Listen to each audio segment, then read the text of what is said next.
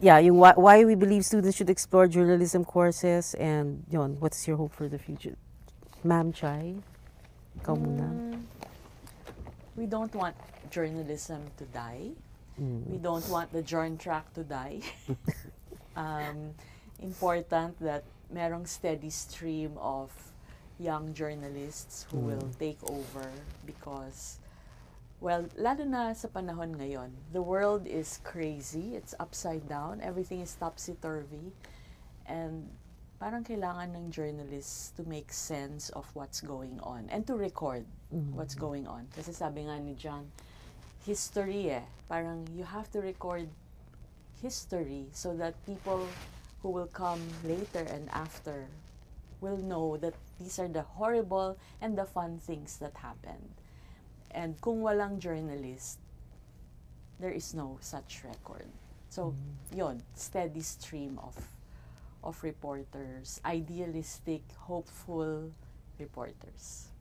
Yeah, I'm just gonna add. Kasi yesterday I went to my old high school in Lourdes and I shared the same things. Same question. So yung track was visual journalism, and communication. So grade 11 and 12, I showed the picture of the Maguindanao massacre, one image of when the bodies was being excavated. Not to shock them, but they were asking kasi what's the most controversial or parang memorable coverage that you had. And I showed it to them.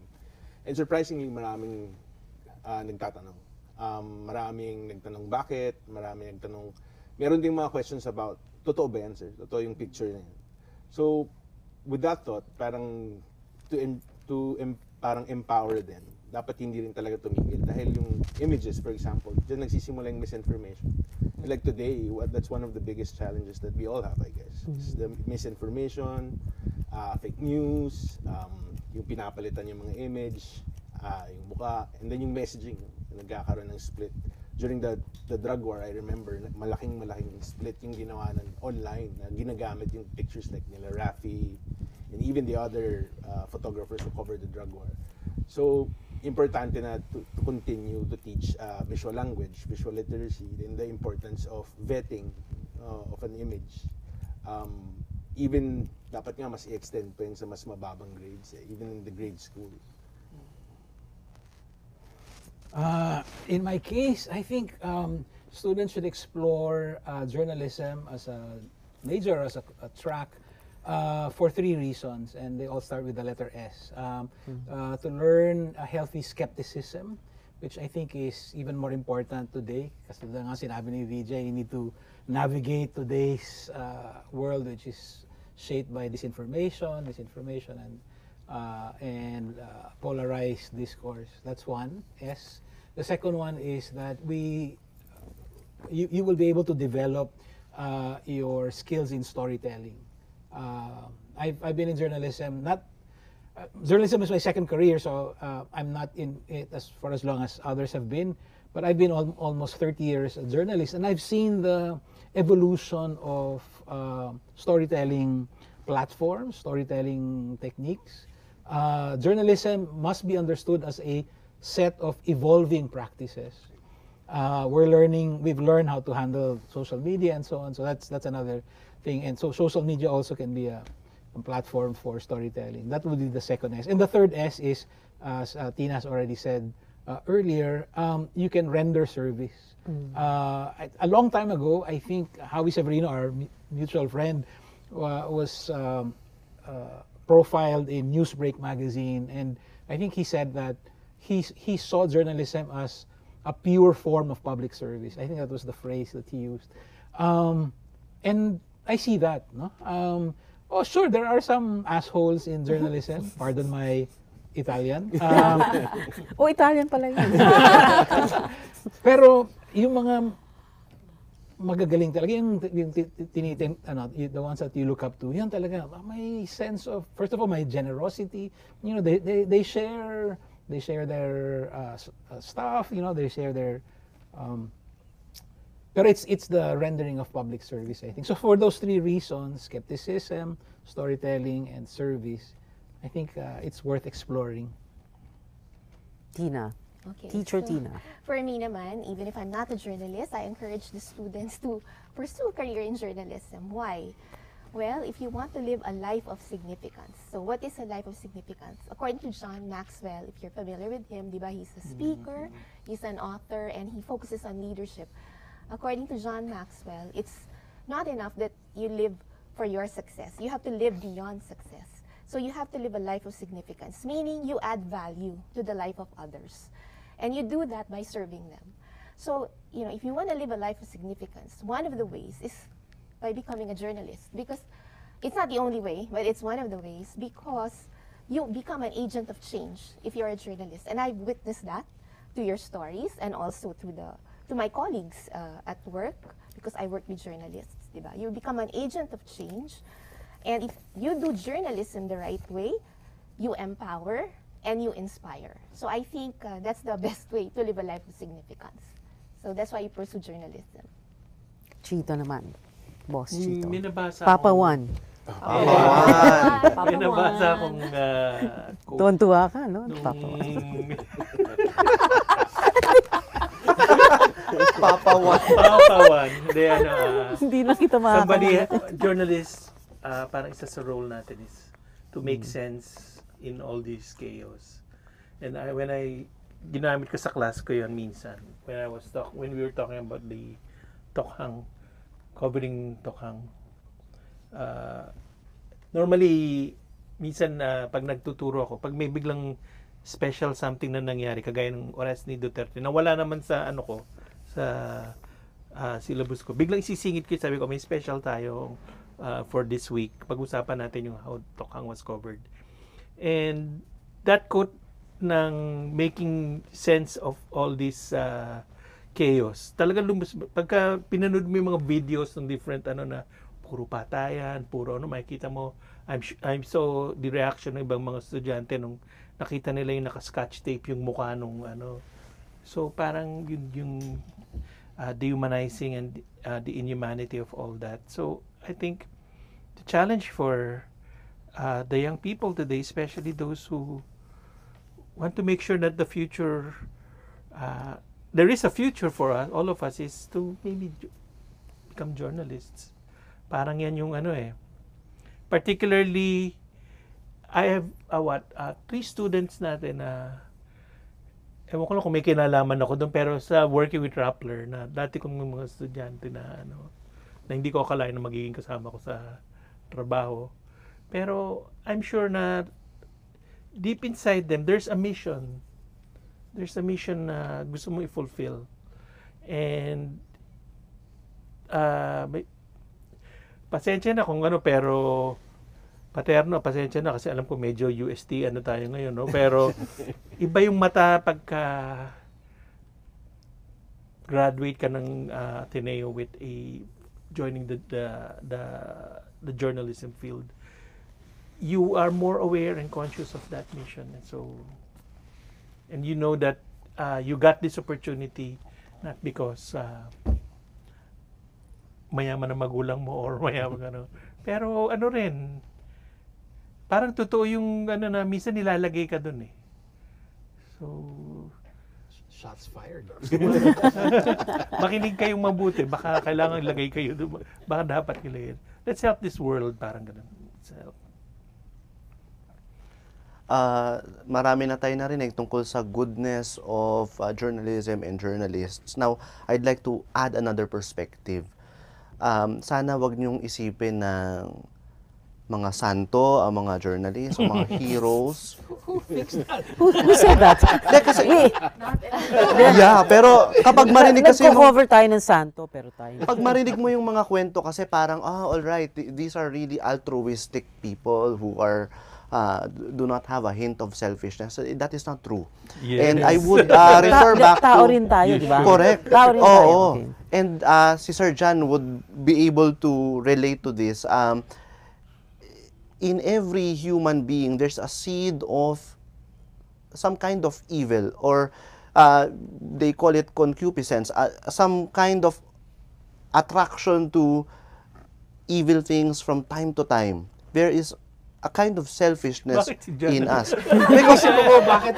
alam, John, hindi. sinulat mo ba yan? Hindi. Paliwanag na yun. Because I read his columns a lot and I know he is into philosophy and, alam ko yun. Yun yung kanyang ano eh. So, there is a seed of selfishness in us. And we cannot deny that. Bakit ka nakatingin sa akin? Para Hindi, kasi Guilty hindi. naman ako. Oh, pero there is a seed of selfishness in all journalists. We cannot deny that. Oo. So kasi baka may nanonood sa atin ang iniisip, naku, hindi naman ako, wala naman akong ganyang generosity or spirit of sacrifice. Alam mo kung ikay simpleng marites lang. Gusto mo nauuna ka palagi sa chikahan. Gusto mo na you feel you are the best storyteller. Or sometimes, when your 23-year-old self was in that ambush, you felt invincible. You just want to... No, first I felt I was going to die. Oo. And then when I survived, Oo. yeah, But after. if you really just, hunger for that feeling of invincibility, all journalists have that. Hindi naman laging iniisip mo, ay, naku, para sa bayan. Sometimes may mararamdaman ka rin na, galing ko ah. Ako lang ang meron nito. Ako nauna dyan. That is the silent, the little voice. Pero, kung yan lang ang meron ka ngayon, just go ahead. Join us. Sinasabi lagi ni Pope Francis, diba? Everyone, come in, join us. And then we will talk about those differences later. Kumbaga, if you just have that impulse within you, you can join us. The thing is, it will not just start, if you join journalism classes, it will not just end with that selfish impulse. There is an opportunity to put that in the context of a world in need and a world that maybe would make good use of your pagiging marites, yung pagiging your sheer hunger for invincibility for something better. Yun naman ang purpose ng pag-aaral, na you are able to mold yourself into something or someone you were not before. So do not be afraid. For the students watching us, do not be afraid. If you just have that, don't be afraid. Join us, and we will work on what you have. Yan. Like I tell nga my students ano ba yun? Hindi, mamaya na lang. Parang nakalimutan ko. Yeah. Mamaya, ha? Ikaw naman, what would be your ano? Nakakatakot magtanong si Paterno eh. parang student.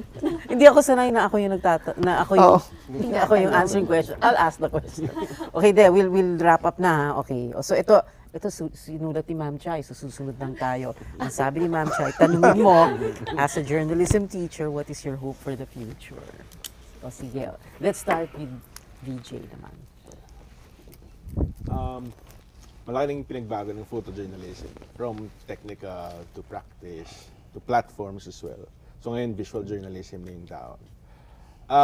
Yung challenges that I see now, yung sinabi ko kanina, the disinformation and misinformation, fake news, AI. My only hope is that for the new generation to, ganun din, pick up the value of service, of showing what is happening on the ground, and continuously retelling and reimagining stories that has been told as well. So kung nangyari na yung tukhang, nangyari yung ambush ng NPA, Yolanda, I'm not saying mangyayari yun ulit, but I hope for the new generation to pick up and get that fire in them and say, I will be a witness, I will document this, and I will publish this. Tina. Okay, ako lang, I hope ma-restore in this world faith, hope, and love. And I feel like journalists, as a journalist teacher, I can inspire them that, whenever you tell a story, you always have to come from that POV of, how can I help rebuild this world so that faith, hope, and love will be restored. Even if you, deliver bad news, sana may pivot. Sana may pivot into something positive. Na, okay, this is something wrong, and I exposed it, and now this empowers people to act on it. So yun lang. Yun ang aking hope because I want a good world for the future generations. One day, my children will get married and they will have their own children. I will have my apo. So I want a better world for them. Papa Juan. Chito, sorry, Chito.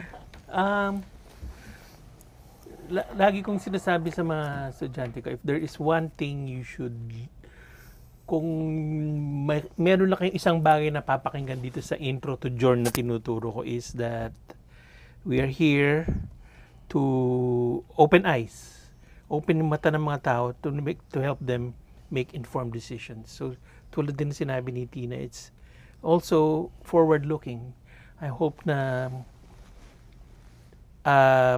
those who want to become journalists, do not forget that there is a role. It's not just telling a story.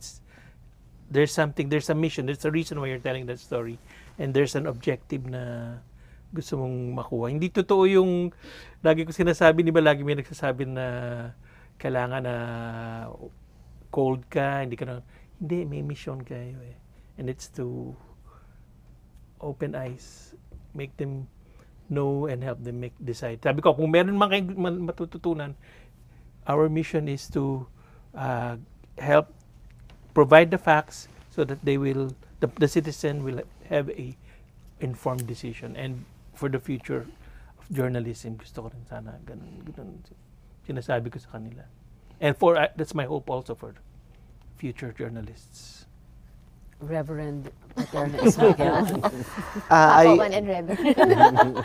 I hope for a future where more people will find meaning by joining us, by joining journalism, and not journalism as an industry per se, meaning, hindi naman laging mag-join ka ng news organization, ganyan, but the discipline of truth-telling, the methods of truth-telling, and the meaning that we find in being able to verify things and being able to share it with a wider public. I hope people will find more meaning in that and find it interesting enough to join us, to explore this world. Kasi this world affects many other worlds, including democracy, including the plight of the poor and the oppressed, and many other things. So I hope that more people, more young journalists would feel welcome to join us. And apart from learning journalist skills, they can learn life skills. Correct, Diba? life skills. Kahit saan pa sila mapunta. John? My source of hope for the future, actually, my students themselves. No? Ika nga, no? The kids are all right. No? I teach a course called Introduction to Media and Politics, and I introduce concepts by applying them to past events.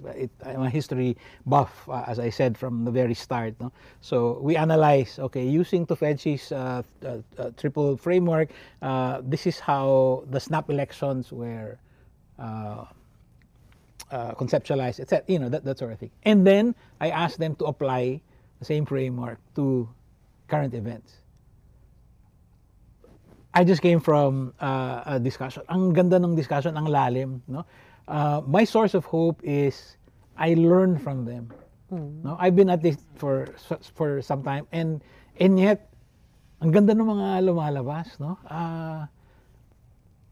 The kids are all right, and I think they will help shape the future of journalism. It might not be in a shape that we will readily recognize, but I think they are on their way. The kids are all right, but we want more of them. Sign up for journalism courses here at the Ateneo. Ma'am Chai, Tita Chai. Ako, two or three things. Siguro, one is, given the state of the world now, I hope there would be more people of courage, because it's easy to feel fear and be immobilized by fear. And I think journalism is in itself an act of courage. Truth-telling is an act of courage, especially if you're up against authoritarians, tyrants, liars, powerful people who have control over the information ecosystem. You have tech and all that. Tapos siguro yung last is,